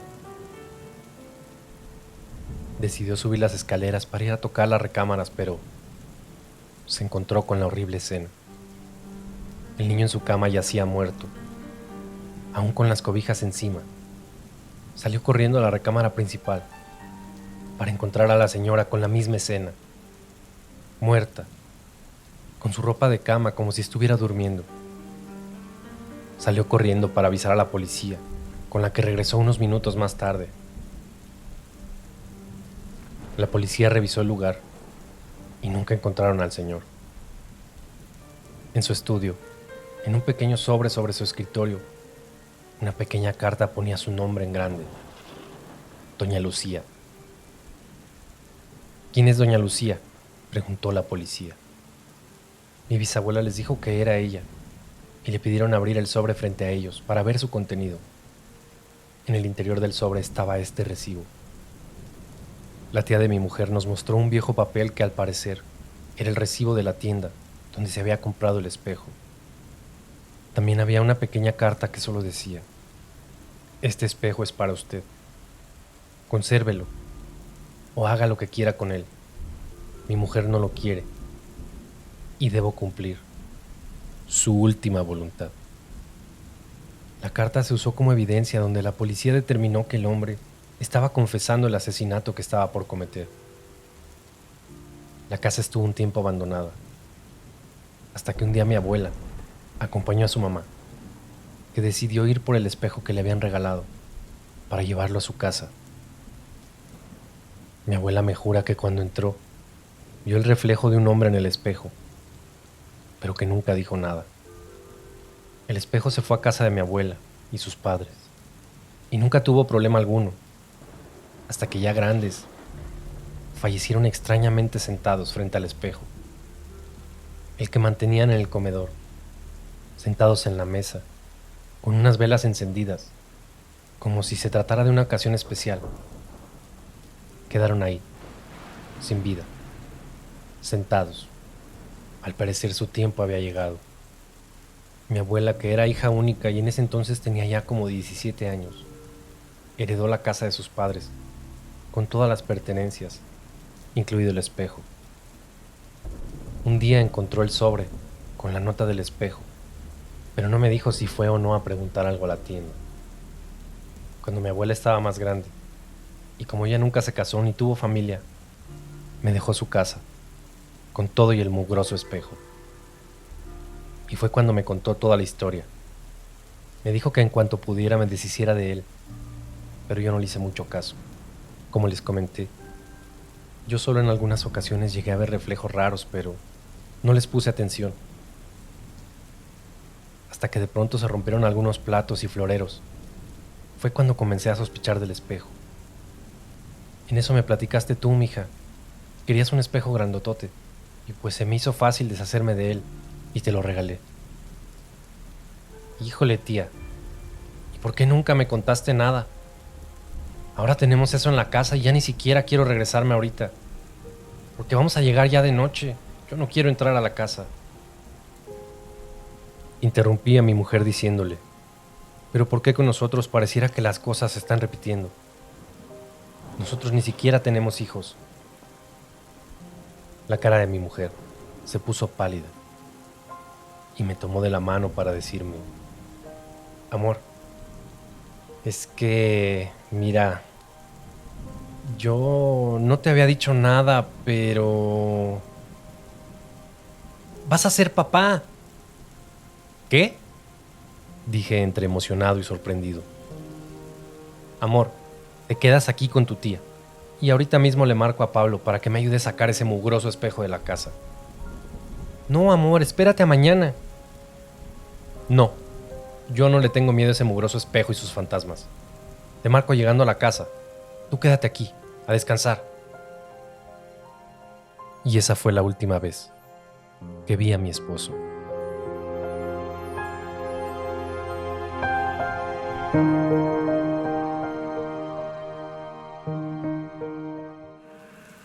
Salió Ricardo de casa de la tía de su esposa, a toda velocidad con destino a su casa.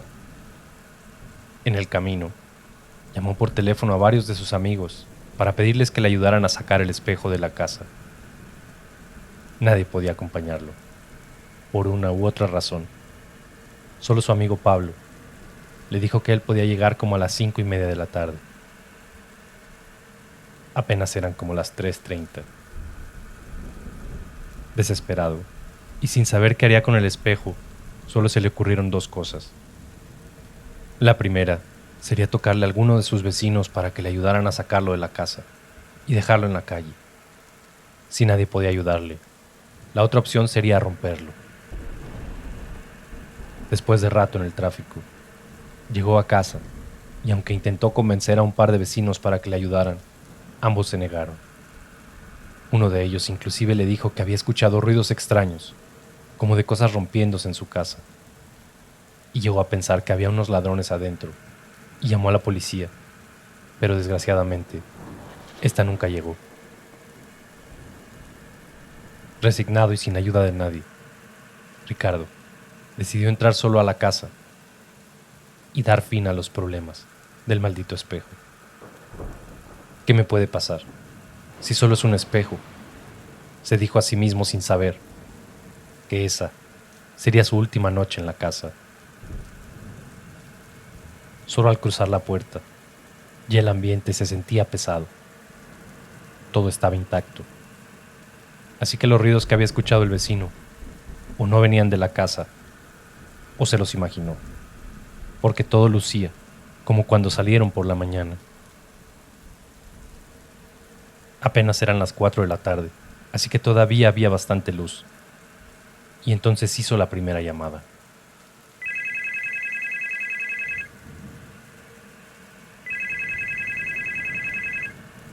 Bueno. Hola, amor. Ya llegué a la casa.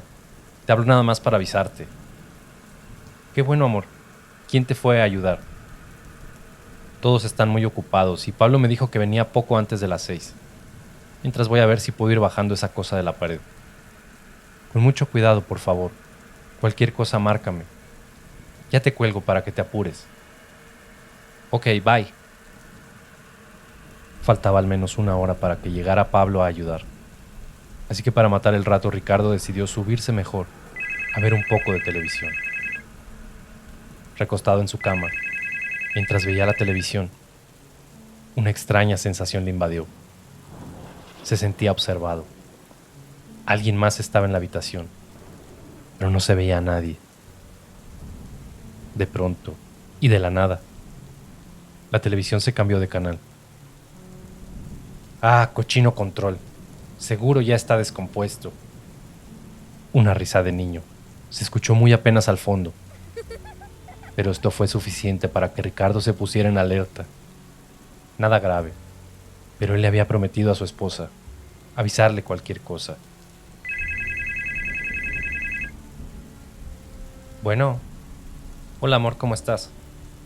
Híjole, nada más te hablo porque, pues tú me dijiste que te avisara cualquier cosa.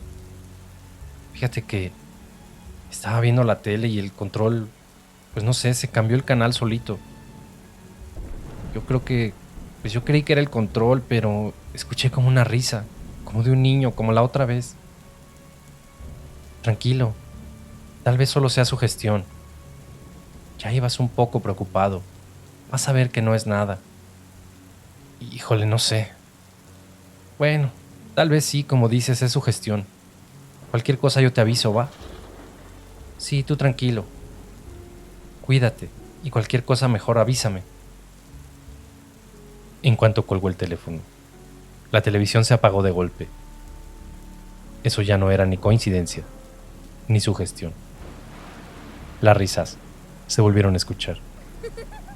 Era momento de salir de la habitación, así que a paso veloz bajó las escaleras, y todo comenzó. Poco antes del final de la escalera, se notaba una extraña luz que provenía como del pasillo. En vez de salir a la calle, decidió tomar el pasillo que llevaba al comedor, que era de donde provenía la luz. La luz provenía de 4 velas encendidas, en el centro de la mesa, justo al pie del espejo.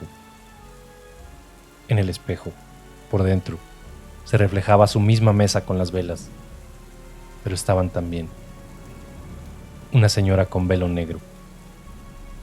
Se veía como si estuviera sentada en su comedor. Y detrás de la señora, parado, un niño como de 6 años. Ambos lo miraban fijamente. Del miedo, la piel se le enchinó al joven que no creía lo que estaba viendo. De la mesa y asustado, tomó un florero, que lanzó con tremenda fuerza contra el espejo, esperando romperlo. Pero el florero solo hizo una pequeña fractura al espejo. Como si de película de terror se tratara. Todo se empezó a oscurecer. Al voltear al espejo, ahí seguía la señora y el niño, quienes de pie lo miraban, pero sus rostros se veían diferentes. Parecían cadavéricos y comidos por el tiempo. Una mirada penetrante e intimidante que se mantenía fija sobre el joven. Paralizado, solo pensaba en correr, pero el miedo lo tenía bloqueado.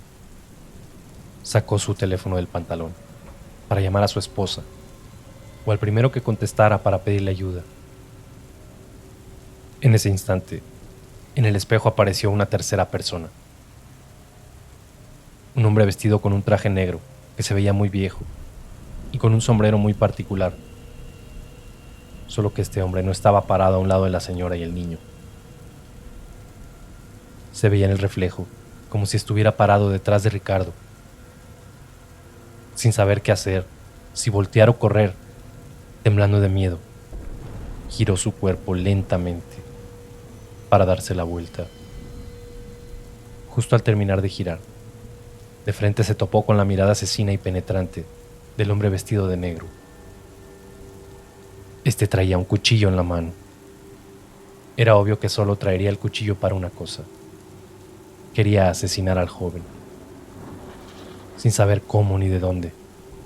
Ricardo tuvo las fuerzas, tomó del suelo el florero que había quedado al pie del espejo. Y entonces, como si fuera un movimiento sincronizado por todos, el hombre lanzó un cuchillazo a Ricardo, quien al mismo tiempo, al pie del espejo, lanzaba el florero nuevamente contra el espejo. El cuchillo alcanzó el estómago del joven, quien empezó a caminar hacia atrás. El hombre de negro se acercaba más a él, mientras el espejo empezaba a caer del marco en pedazos. Del mismo, salieron 2 pares de manos que jalaron a Ricardo hacia el espejo. Eran las manos del niño y de la señora. En unos instantes, Ricardo desapareció, como si fuera jalado hacia el propio espejo, poco antes de que todos los pedazos de vidrio cayeran al piso. En el comedor, solo quedó en el suelo junto al espejo el teléfono del joven.